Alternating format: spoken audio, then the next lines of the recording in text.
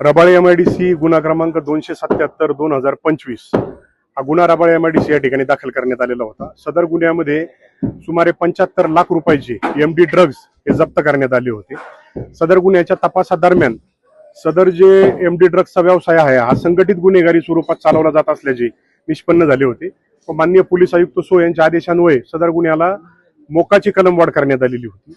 सदर मोका गुन्ह्याचा तपास आम्ही स्वतः केला होता। सदर गुन्ह्याच्या तपासादरम्यान सर्व आरोपी अटक करण्यात आले व हे आरोपी जे आहेत याची जी गँग लीडर आहे शांताबाई करंडेकर जी आपल्या हस्तकांमार्फत हा व्यवसाय चालवत होती, सदर महिलेच्या आणि इतर आरोपींच्या सर्व संघटित गुन्हेगारीतून ज्या अवैध संपत्तीचे निर्माण त्यांनी केलेले आहे, सदर अवैध संपत्ती आपण निष्पन्न केलेली आहे व ती जप्त करण्यात आलेली आहे। त्या संपत्तीपैकी या एका प्लॉटवर हे अवैध बांधकाम असल्याचे निदर्शनास आले। या संदर्भात आपण नवी मुंबई पोलिसांतर्फे सिडकोशी पत्रव्यवहार करण्यात आला व सिडकोनी येथील संपूर्ण कायदेशीर बाबींची खातरजमा करून पूर्तता करून आज रोजी या ठिकाणी निष्कासन करण्याची मोहीम राबवण्यात आलेली आहे व त्या संदर्भात आपण पोस्टेतर्फे या ठिकाणी बंदोबस्त देखील दिलेला आहे।